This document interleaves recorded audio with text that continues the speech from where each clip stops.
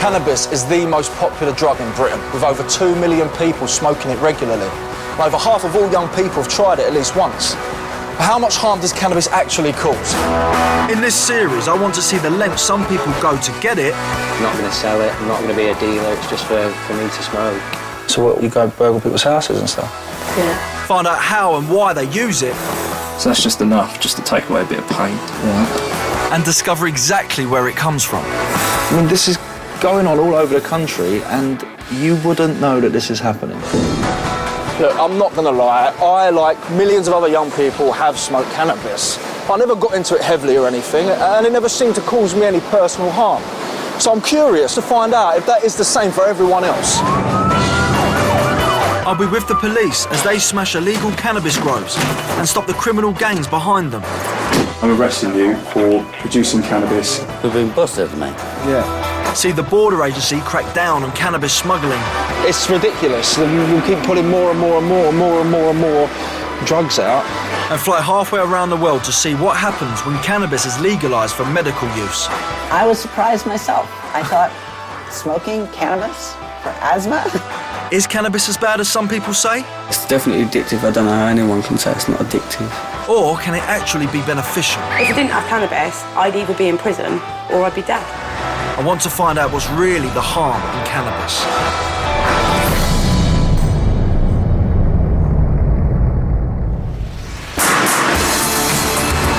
A year after leaving EastEnders, I ended up in the papers after this photo of me smoking cannabis appeared on Facebook.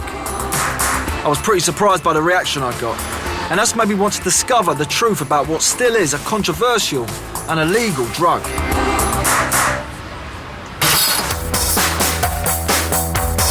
I'm starting out in South London, where I'm on my way to meet a young cannabis smoker who says he's the envy of his mates.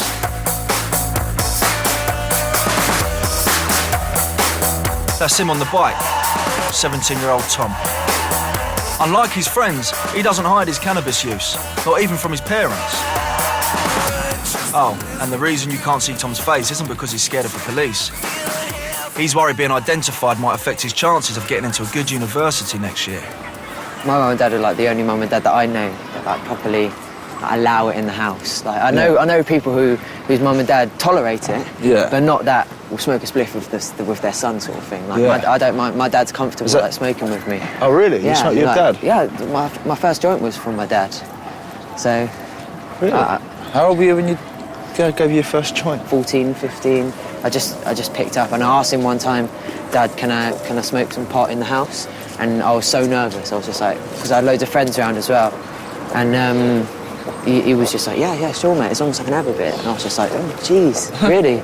It's just like, and then it all just really started from there, to be honest. Was it a bit of a shock when your dad did that, though? I was expecting a no, get out, sort of, get your friends out now, we need to have a talk about this sort of thing. But it was just like, no, yeah, sure, mate, do what you want. I can imagine to some young people, Tom's life sounds a little bit too good to be true. So I'm going round to meet his parents to see for myself. Hello, Tom. All right? How's it going? All right. This is your mum and dad. Hello. I'm James, by the way. Nice to meet you. How you doing? Hello, Andy. Nice to meet you. Hello, I'm Claire. Sorry about the garlic. The thing that he was talking to me about that's quite alien to me is the fact that when he first smoked cannabis, it was you that introduced it to him. I provided him with his first ever taste of it, yeah. So out of the ordinary to me, though. Well, apparently so, but it's all terribly suburban, really. I mean, this isn't like sort of, junkies in New York. This is a little bit of pot in Peckham. I couldn't imagine sitting down with my mum and doing something like that. I mean, what's it like to sit with Tom and having a joint? It's quite sweet, really. It's nice. I like it. So, Tom's allowed to smoke cannabis at home, have his mates around and smoke it, even smoke it with his parents. Are there any ground rules for Tom? The ground rules are not school days. It's as simple as that, really. For Tom and his mum and dad, cannabis doesn't seem like a big deal at all. Go on, Dad, give us a pinch of baccy. Yeah, right. How much do you want me to put in? Normal. For you or me? For you. All right. So all of it. I can see you're sort of sitting there observing at the moment, Andy. You're getting a sort of sense of pride of your son here rolling quite a decent joint. I taught him everything he knew, James. He'd be nowhere without me. Is there any sort of etiquette when smoking with each other? Who smokes first? Who rolls? Roller's rights. Rollers' rights. I would say that is boys. Entirely. Are girls more polite about it? Yes. There will be people that are watching this that are just out of interest who've never smoked cannabis, and they'll sort of be quite interested in actually what you're feeling right now. It's nicer than alcohol. Tom and I have had this conversation, and I have never, ever, ever been in a group of people who, getting stoned, somebody's got stroppy. If anything, it makes you feel laid back and loving. It's Dad's turn to roll the next family joint. How's your dad's joint comparing to your own there, Tom? What's your review? Yeah, it's all right. It's all right. I'll give him a 7 out of 10. It seems surreal to be sat with a teenager and his parents watching them all get stoned. This is not stupid. You legalise the stuff. Really, that's how you feel? Yeah. What I found really fascinating was what Tom's dad said, and Tom himself, about the fact that they've bonded over smoking cannabis, that they're really close to each other over it. I mean, I suppose some dads do that with their sons by going to kick a football over the park, or maybe even just enjoying a beer on a Friday night, and they do it through cannabis. So what is it this family are actually getting high off? Cannabis contains active chemical ingredients. The one that gets you high is called THC, making you feel drowsy, lightheaded and altering your perceptions. But there's an important counterbalance in the plant. It's CBD, or cannabidiol, and can make you feel alert and creative. Plants bred for a higher concentration of THC are known as skunk. 10 years ago, THC levels varied between 3 and 15%. But now, stronger strains can have up to 20% THC, and with less CBD. The problem is users often just don't know how strong the weed is. That's a problem that some young people try to avoid. Not content to just smoke cannabis, they want to grow it for their own use. They're known as hobby growers. So I've come to this cafe to meet Owen, a 19-year-old who's going to start growing cannabis for himself. I want to find out what he enjoys about smoking this illegal drug and why he wants to take things to the next level. Owen? Hi James, how you doing? Nice to meet you, Owen. How are you? Yeah, I'm pretty good, thanks. How are you? Yeah, not too bad, mate. You take a seat. What do you do, Owen? I'm a student at uni at the moment, in my second year. I just want to find out from someone like you, obviously enjoying smoking cannabis. Yeah. What does it feel like? What's the good side? The best part of it is when you come home after a busy day and you're tense, you're a bit stressed, and that first toke on the joint it just chills you out. You're instantly relaxed and just in a good place immediately. How would you go about getting your weed? It's a case of just asking around, seeing who's got some contacts. Often it's a bit difficult, and since I've come to uni, there just doesn't seem to be the same quality of weed down here. There may be somewhere, but I can't find it. So I've sort of been thinking about starting growing it. Really? Yeah, that's the plan. Can you show me? Yes, yeah. Well, I've just bought the equipment. Owen's agreed to show me the grow kit he's just bought off the internet, which is perfectly legal to buy. So why don't you talk me through what's in all these boxes here, Owen? Well, first we've got this. This is Grow Tent, which helps you get the right sort of environment for growing. This is a HPS bulb, which gives you the right sort of spectrum of light. There it is, pretty big. And this will also go through a carbon extractor. Would it smell quite a lot if you didn't have that? Well, yeah, towards the end of the grow, it apparently does get quite pungent. Really? So, yeah, this should... It smells like weed, I take it, not just like soil and stuff? No, it smells like weed. OK. So this will stop the neighbours getting suspicious. How much does all this cost? Well, I got all this as a kit, so you get a bit of a discount, obviously, if you buy everything together. And it was 400 quid. OK. Like, if someone was to sit you down and say, come on, why are you doing this? Why do you feel the need to grow weed? Why can't you just get it off someone? Why have you got to perpetuate the problem by growing it? I don't see it as a problem at all, and if anything, I think this is reducing harm. If I was buying weed off a dealer, I don't know where my money's ending up. It could be funding organised crime or terrorism, or you just don't know. Whereas with this, I know where my money's going. I'm doing it all myself, and no one else is coming to any harm. I don't see any reason why I shouldn't be allowed to do this. I'm not going to sell it, I'm not going to be a dealer, it's just for me to smoke. I can see Owen's point in not wanting to fund organised crime by growing weed himself. A small amount of cannabis, like an eighth, can cost around 20 quid on the street. And it's a lot cheaper to grow your own if you're a hard-up student. What he is planning to do is illegal, but it seems he's not alone. The internet has fueled an explosion in young people buying home-grown cannabis kits. Bizarrely to me, it's perfectly legal to purchase all the equipment in the UK. Cannabis seeds, skunk seeds, there's ashtrays, bongs and hookers, books and magazines, bubble bags, I mean, it goes on and on. I mean, tons, rolling accessories, rolling papers and blunts, scales, seeds, snuff items, stash products. It's great, what's stash products? Wow. It seems that everything you'd ever need is just a few legal clicks away. Comprehensive. It's comprehensive, that's what it is. It's an absolutely comprehensive list of exactly what you're getting. Some people even post videos of themselves showing off their green fingers. And there's people indoors, outdoors, tips, guides, troubleshooting. If you've got a problem with your soil, you can find out how to deal with that on here. Even on your phone now, in the App Store, you type in cannabis and loads of stuff comes up. It can take anything up to 4 months for a cannabis plant to grow. But self-sufficiency isn't the only thing which motivates these hobby growers. Growing your own cannabis is seen as an ethical decision. Some people want to avoid that contact with a black market where they don't know where the cannabis is coming from. They don't know what's in the cannabis and they don't know what activities go alongside the importation and distribution of that cannabis. Growers are actually growing so that they can have varieties that are not as strong as what they can get on the black market. And your experienced or more knowledgeable users will pick and choose cannabis to suit their mood, to suit their preference. They'll know which types of cannabis are most likely to give them bad side effects and they will try and avoid that. And they'll know which types of cannabis give them the effects they want and they will try and secure that.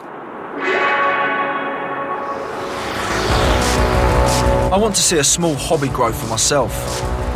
But the grower's paranoid about being found out and is only letting me see it on the condition I don't reveal where I am or who they are. All they've done is explain the basics of their grow to me. Okay, wow.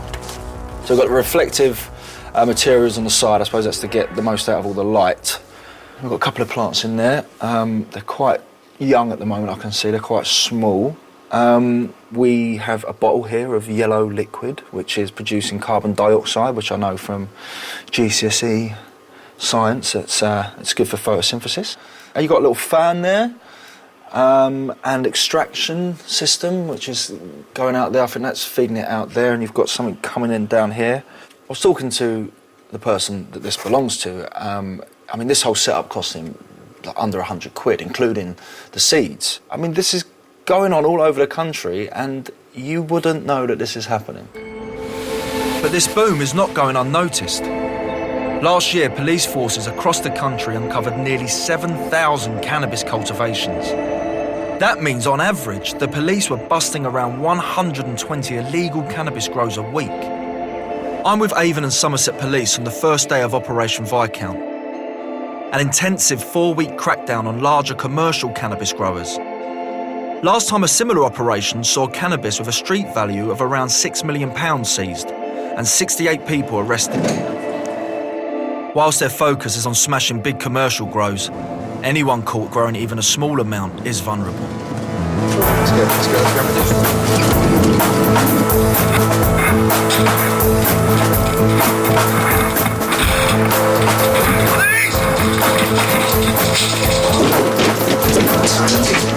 Stay there, Laura. There's a female upstairs.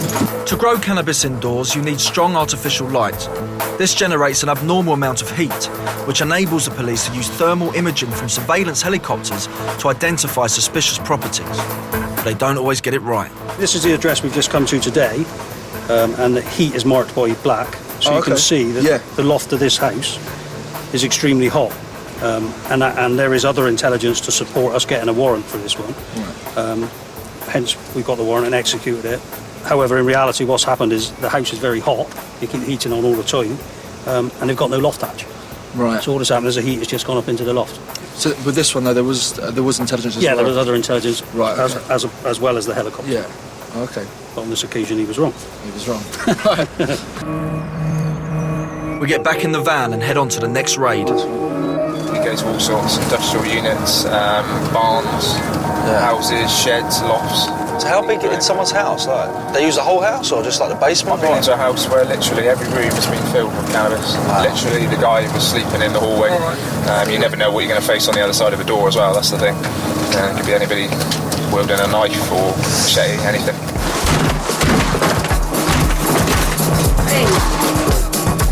This concrete shed is at the back of a suburban garden.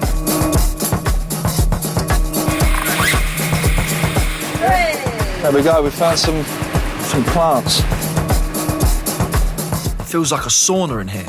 Even our camera's steamed up. So Sam, got 5 plant pots, and they're about 5 or 6 deep, so you can put 25, 30 plants maybe here? Yeah, potentially. So roughly what would you say the street value of say, these plants would be? I wouldn't like to hazard a guess, but an awful lot.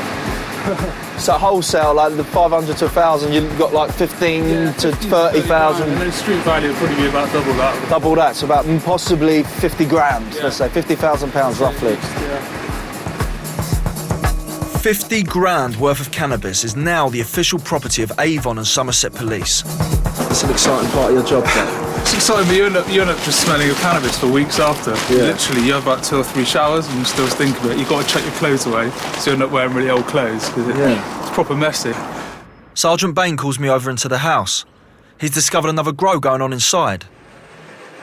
There's a further 25 plants in the utility room. He's probably growing it to sell it as opposed to growing it for his personal use, because he's got that's the next stage. So he's churning them out. He's got a continual cycle of. Behind us as well, we've got these little cuttings, little baby ones ready to go there. They'll probably replace the ones out in the back shed in 2 or 3 weeks' time. These much younger plants suggest this might be a commercial operation. He's got a ready-to-go supply of 25 plants, so he keeps going every 3 months. He's got 25 plants. You can't exactly say from personal use. No. So it's amazing that this just goes on in someone's house. You know, from the outside, it just looks a normal house, and this whole operation inside. It's all over the place. Until you put the cannabis seed in there, it's not illegal to have any of this. So you can own the seed, you can own all this gear, but that's perfectly. But as soon as you put the seed in the thing, the minute you plant it and start watering it, you're producing it. It's a bit of a grey area. Yeah, exactly. That's the problem. There's been some confusion when it comes to where the law stands on weed these days. Cannabis is a Class B drug, which puts it on the same level as ecstasy and speed. Caught with it and you're under 18, you can expect a reprimand if it's a small amount, and your parents might get a call. If it's your second time, you could get arrested. If you're over 18 and have no prior offences, you'll probably get a formal warning. Not to be sniffed at, because that goes on your record. Second time, you'll get a penalty notice for disorder, which also goes on the record, and an on-the-spot £80 fine. Carry on and you can go to prison for up to 5 years. And if you get caught with what the police deem a large amount, that makes you a dealer, and you can be charged with intent to supply with up to 14 years in prison. Tonight, the police are carrying out Operation Utah, targeting motorists. Vehicles linked to all kinds of criminal activity have been marked on a database. The main thing tonight is beware the drugs markers. What we want to do, we want to stay with that vehicle throughout. We want to watch the occupants like a hawk and make sure they don't get a chance to ditch anything before we get a chance to find it. Officers tell me offences like carrying cannabis and driving under the influence of drugs are common on operations like these. On a day-to-day basis, if you're on your bike, how often, say in one night, how many times would you go past a car you suspect of cannabis? Maybe 2, maybe 3 times in a shift. It's a great advantage of being on the bike because you can smell it. The police set up a checkpoint near the city centre. An unmarked van is parked up the road. It's rigged with sophisticated cameras that record and check every number plate against the National Police database. 3,000 vehicles have gone past since we've been here. There's been drink drivers, there's been drug dealers. You just never know what's going to come past. This driver has been pulled over, and the police have found a very small amount of cannabis resin on him. There's 2 little pieces here, one there and one there. Are you happy that's what you gave to me? Yeah. So can you sign that there and put your name there for me? He gets an official caution and the cannabis confiscated. I've got a little bit of cannabis, that's it. It was only like a little bit, wasn't it? Yeah, and a little tip that I could even be a split. Did they give you a fine or anything? No, it's just a warning. Just a warning? Yeah, that's it. Lucky me. A team from the Tactical Crime Unit is out on the roads. Their car's also equipped with automatic number plate recognition cameras. They pull over one car because a passenger has been seen smoking a joint. It looks like the Frenzy passenger is the one who's been found with a spliff or a cannabis joint on him. So the officer is dealing with him for that. Okay, just unzip your jacket while I do a quick pat-down search of you, okay?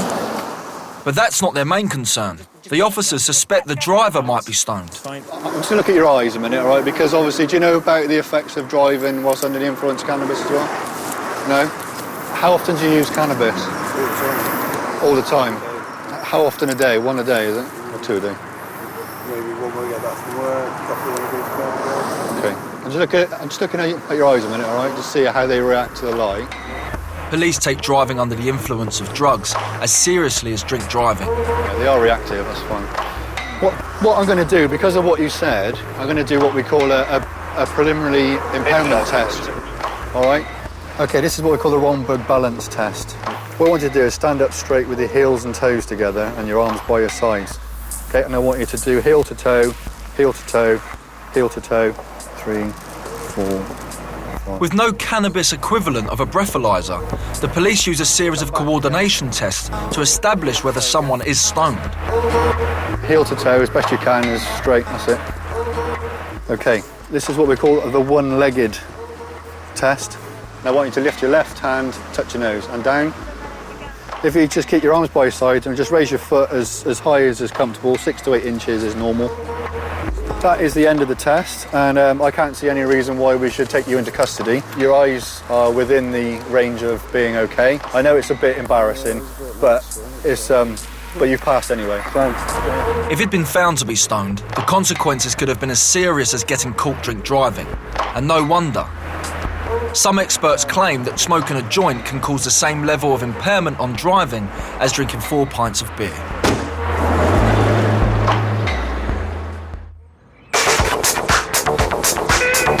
Where me and my mates grew up, cannabis dealers were everywhere, just like on this estate on the outskirts of London. I'm meeting 3 lads who started selling weed here when they were just 15. I want to know what made them get into it. What's your name? So when I first started off, I was probably making like £20 a day. Yeah. And it's like, once you build the customers and people start calling you, but before I knew it, I was like, I was on £100 here, £200 there. The guy that I was selling it for, he come to me driving, new cars, and I know he was making loads of money off of it, Yeah.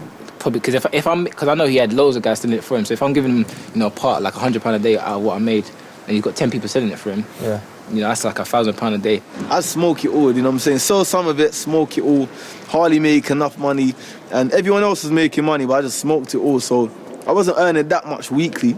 Yeah, so you were no good at dealing then. Not even, I smoked it all, man. You can earn more than you earn in a 9 to 5, working a week, in a day, when you're smoking weed and selling it kind of thing, innit? No one can't... These guys seem quite laid back about their past. But there must have been a more sinister side to all of this. I know I got stabbed over it. You get into all kinds of things. So you've been stabbed? Yeah, I've been stabbed twice in the leg. I got stabbed twice in the leg.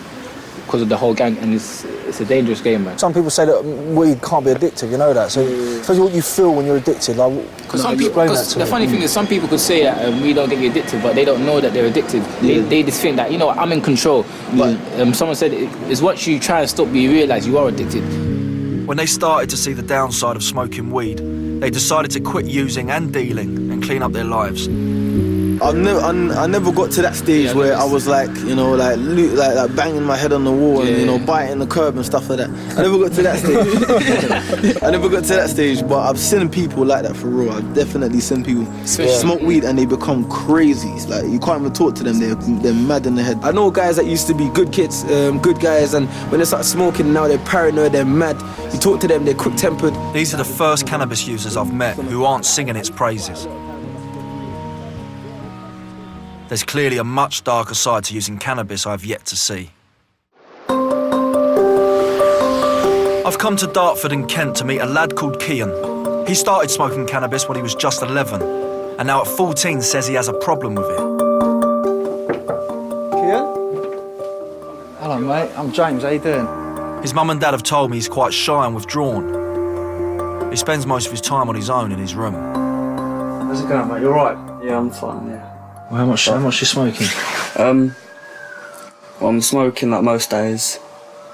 Not really a particular amount. I just smoke most days. Well, like a couple of joints and that? Yeah, a couple a day, yeah.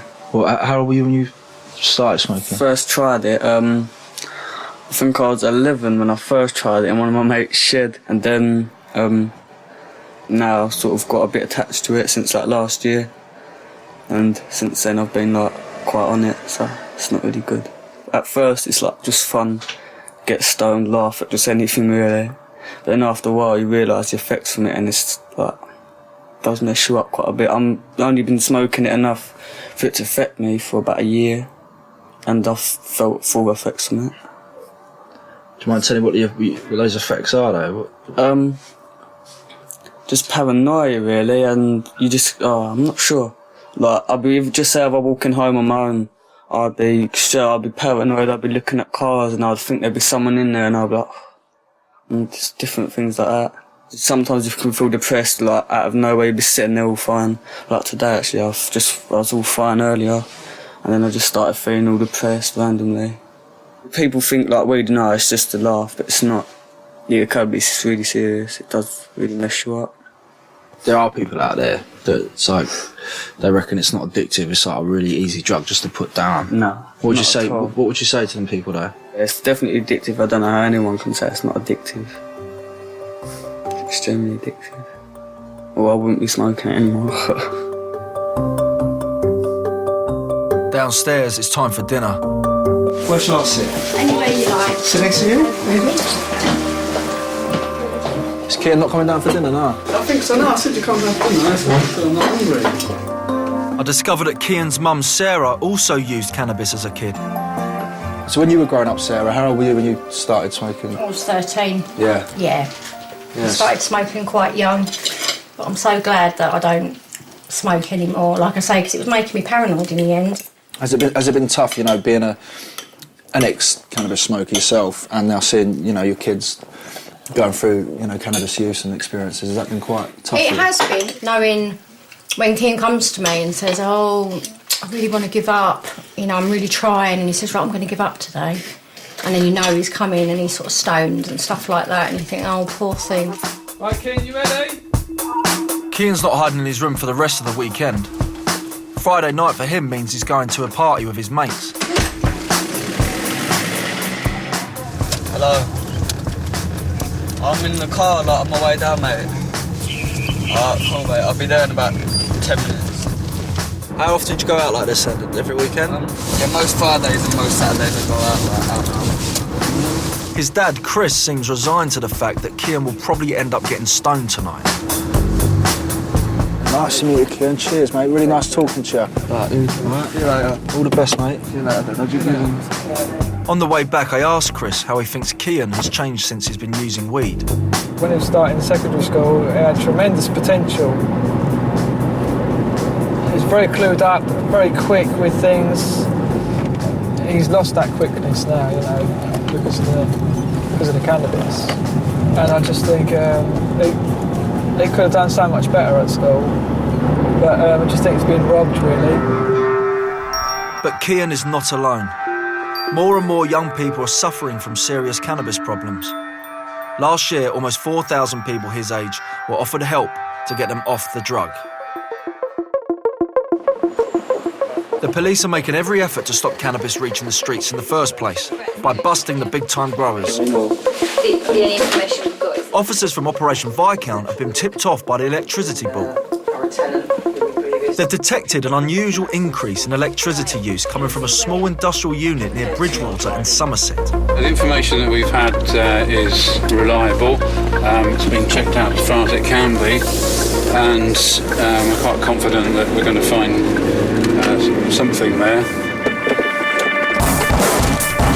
The landlord also alerted the police after finding suspicious alterations to the building. Clearly with this door it's secured from the inside. If you have a look just in the edges there, you can see there's some insulation, which you wouldn't really expect to find in a courier's premises. Keep forensics in mind, please, gentlemen. Oh, nice. Yes. Cultivation. Thank you. We've got a positive. I'd like CSI. Could you call them for us, please? Sergeant Medland's team have shut down a professional grow of 262 plants with a potential street value of about £200,000. Oh, so this is amazing. It's the most professional setup I've seen. They've gone to a lot of bother. There's a lot of expense involved in setting this up, and they'll be quite disappointed to see it disappear from their possession. The criminal behind this later tells the police it cost him £7,000 to set this grow up. He admitted producing a Class B drug with intent to supply and is awaiting sentencing.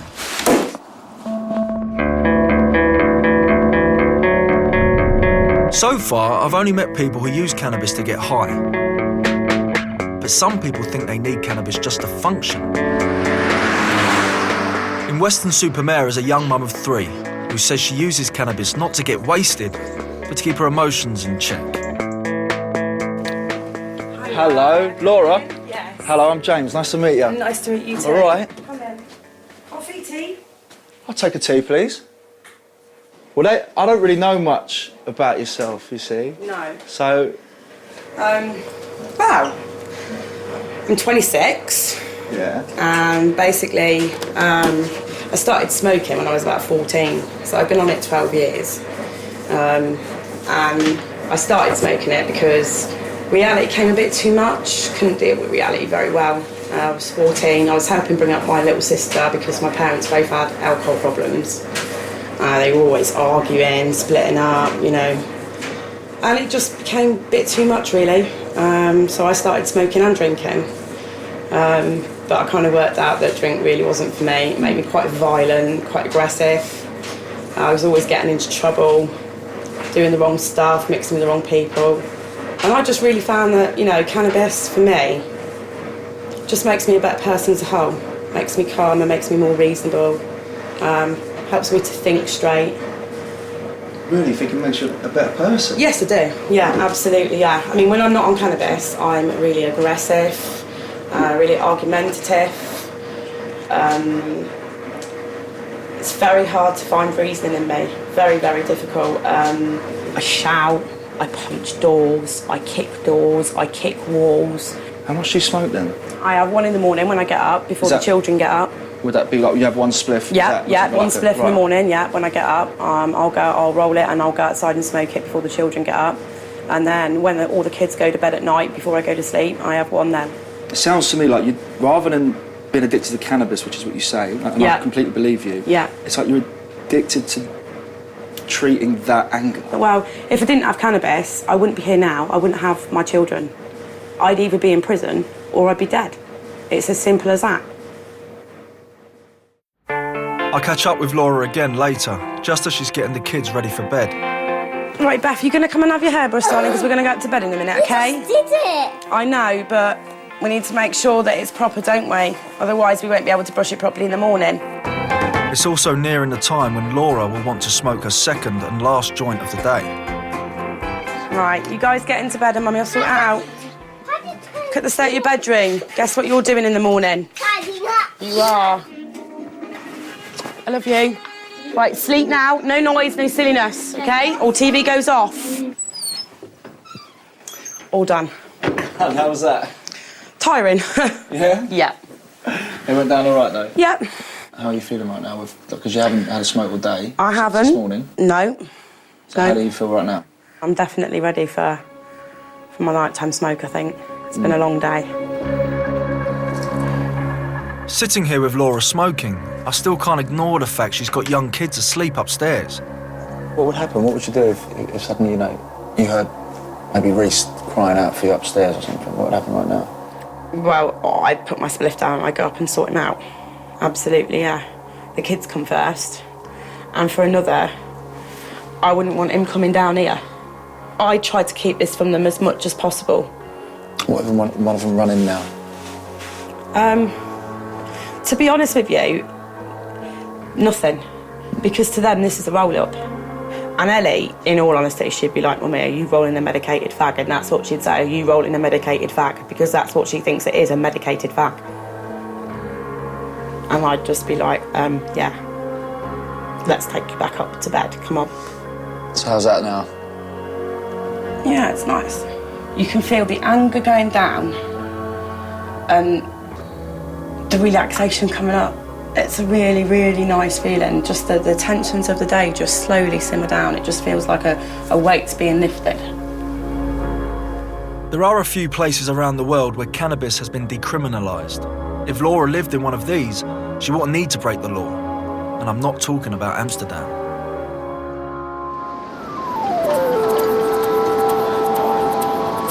I've flown 5,000 miles across the Atlantic and into San Francisco. I'm here because California is one of 15 American states where cannabis has been semi-legalised. Ever since 1996, it's been legal to buy cannabis, as long as you live in the state and have a prescription and medical card. My first stop is the college town of Berkeley, just across the bay from San Francisco and home to around 25,000 students. So how easy is it for someone like yourself to get a card? They'll give you a card. They'll give you a card for anything. And how much would one pay to get a card? $150. You can actually get them for like $90 somewhere in San Francisco. 50 in LA. Yeah. Really? So on average, just say $100. I had $100. I can go and get a card. And it's permission to hold over an ounce on you and 6 plants to grow. Do you guys have a better education or with cannabis? Yeah, we just use it responsibly. Yeah. You know, we don't get super baked and go fuck shit up. You know, we sit at home and watch TV and hang out. It's not like alcohol or any other drug, and that's why in our area, cops only make you stomp it out, because to them it's not that big of a deal. I know a lot of cops that have smoked marijuana too. Like a lot of the cops I get pulled over smell my weed and go, oh, that smells hella good. You know, a lot of the cops really don't care. Yeah. A lot of the cops will just give it back and let you go. Sounds very different from how it works back home. But are these cannabis prescriptions really as easy to get as those college kids are telling me? Occasionally, I have trouble sleeping. And I'm wondering if I lived here whether this would be enough for me to get a legal prescription for weed. Come on in. Hello there, how are you? Hi. I'm James. To find out, I'm meeting Dr. Hanya Bath, one of a small but growing number of doctors who specialise in prescribing cannabis for everything from arthritis through to depression and even cancer and AIDS. Basically, my job is to evaluate you and decide whether your condition would benefit from the use of medical marijuana. I don't suppose you prescribe it for a chesty cough, do you? Because I've got one. Well, actually, it works for asthma. Really? Yes. Cannabis works. That seems so counterintuitive. It does. Yeah. It's a bronchodilator. Some people get a little bit of a cough. It brings up all their phlegm, and then they feel like they can breathe again. Wow. I was surprised myself. I thought, smoking cannabis for asthma? Yeah, right. It just doesn't seem. It doesn't, right. But a lot of my patients have been able to stop their inhalers.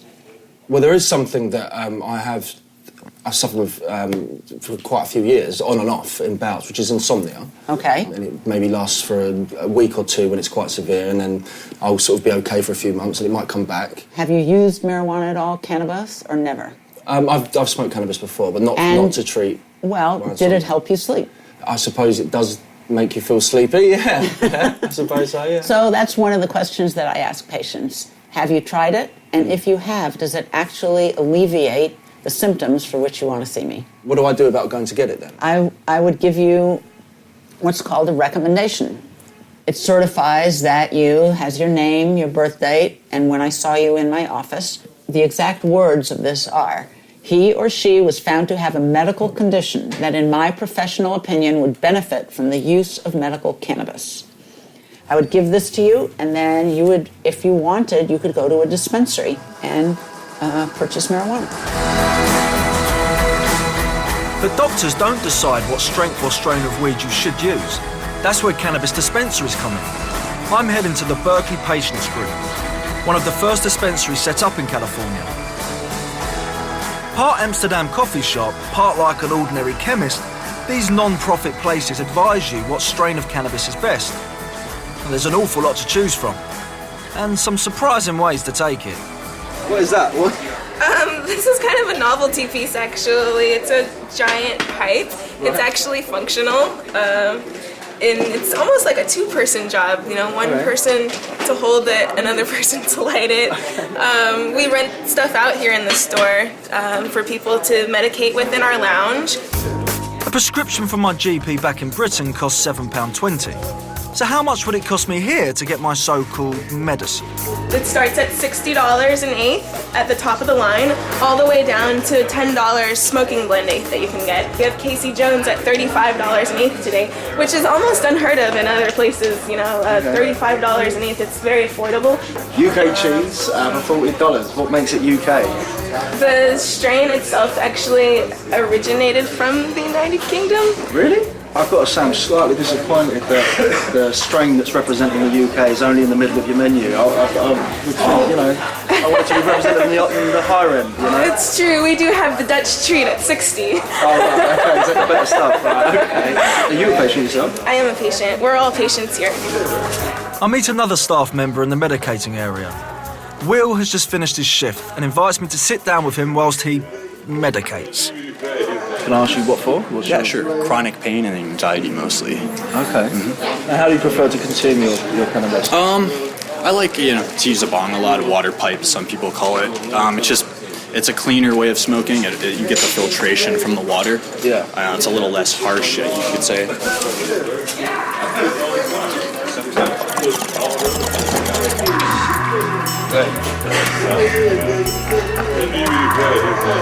How's that? It's very good, very sour taste. Do you get the effects sort of quite quickly? Some cannabis more than others, yeah. Nicely medicated. Yes, I feel like definitely relaxed, I feel like there's just like the pain, is kind of ceased.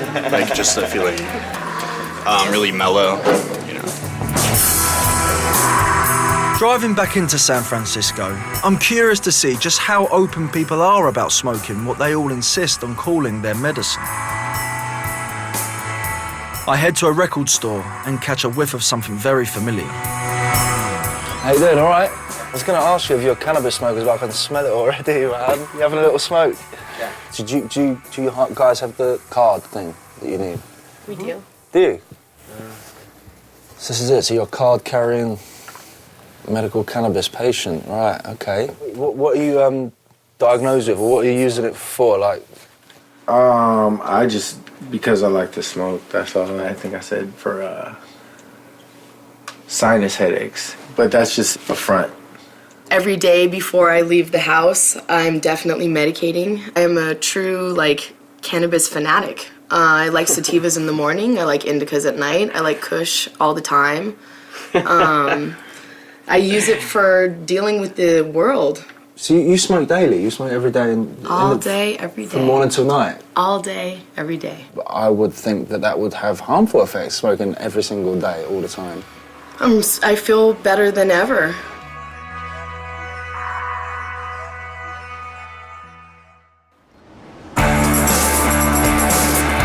In Britain, I've seen police uncover illegal grows.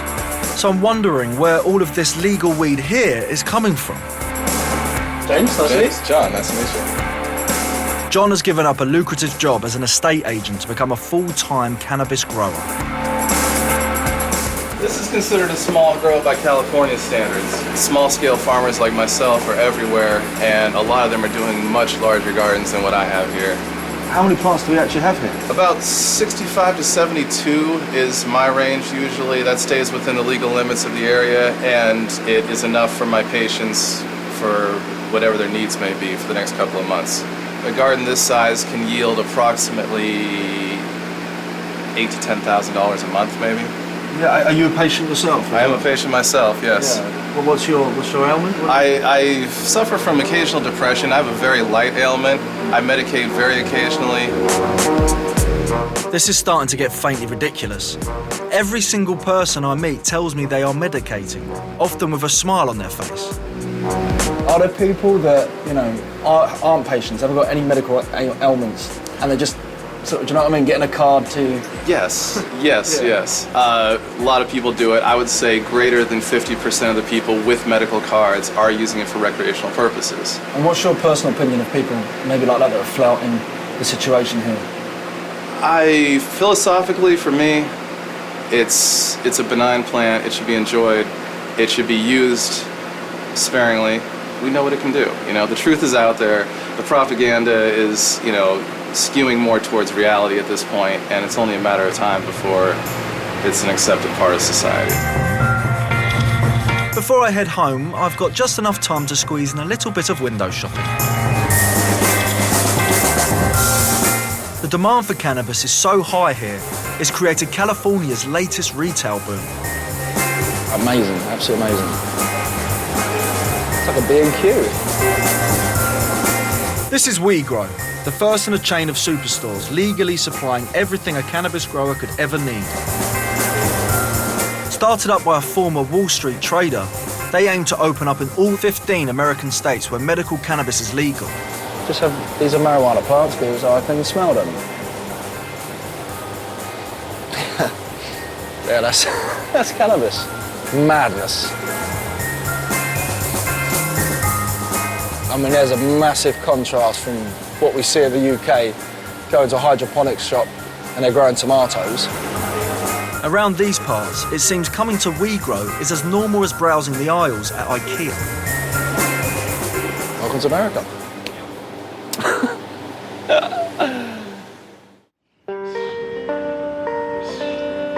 I'm back home in Britain and back in a place where cannabis is still very much illegal.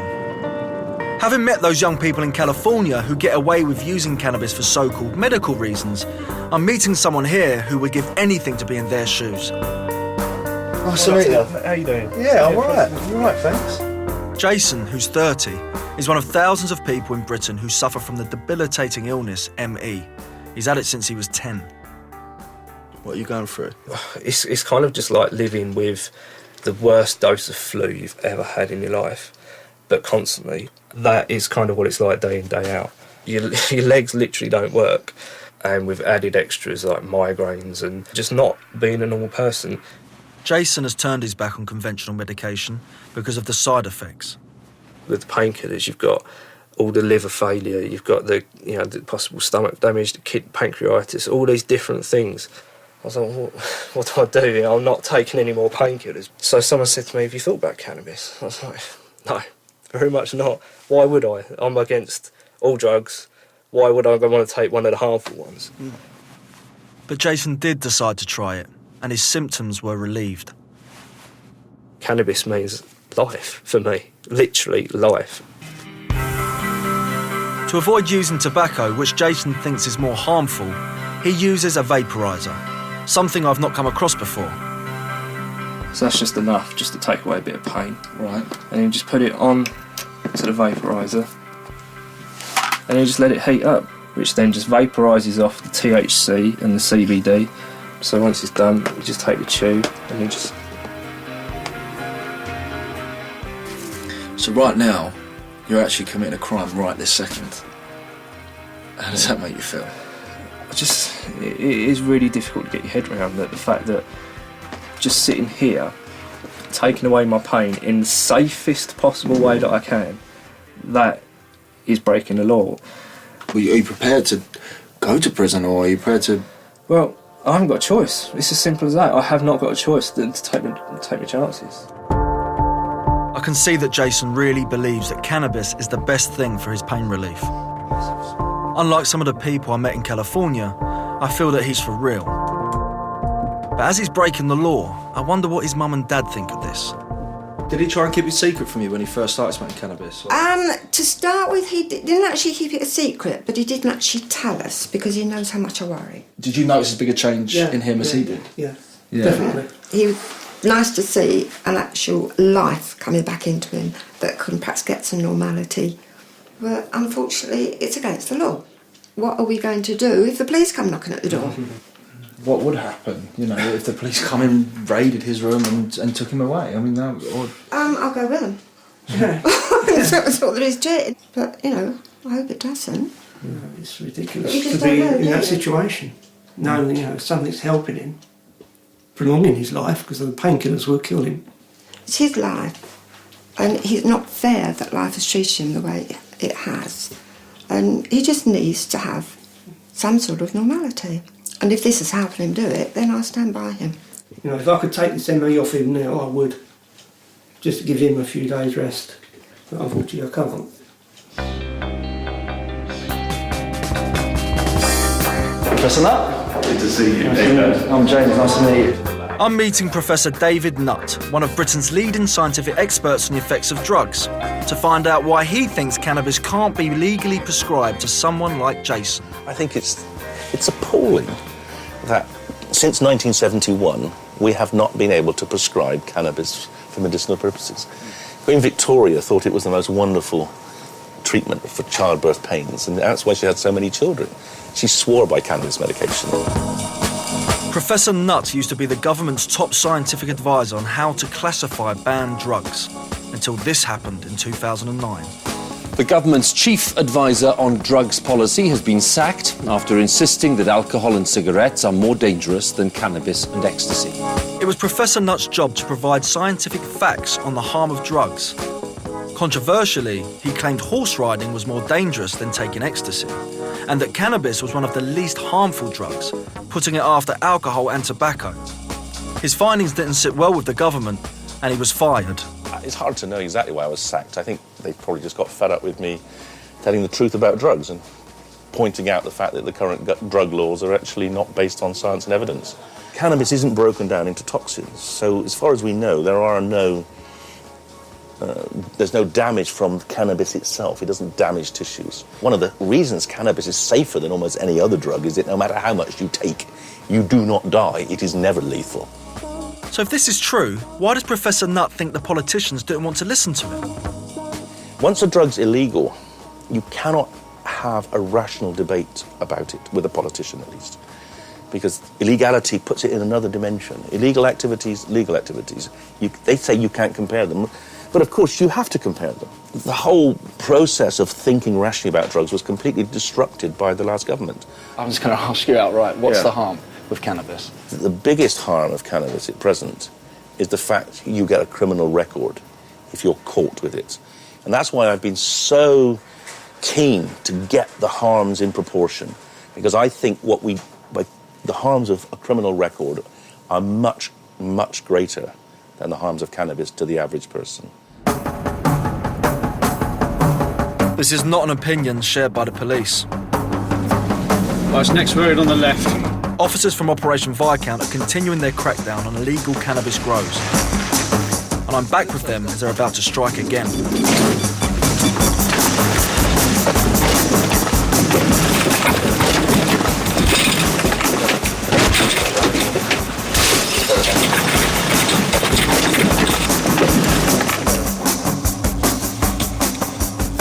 One of the first places they check is usually the loft, a common place for hiding a cannabis grow. That's clear. But nothing is found there, and so armed with a drugs warrant, the officers continue to search the rest of the property. Within minutes, they find a small stash of weed in the kitchen. A couple of ounces there, but we'll continue the search. You never know what else we'll find them. Soon enough, I get called upstairs to see evidence of a recent cannabis grow. You see just the residue of the leaf in there. Yeah. There obviously was some cannabis in it sometime. So your average cannabis smoker won't really have this, would they? This is for someone who's actually grown.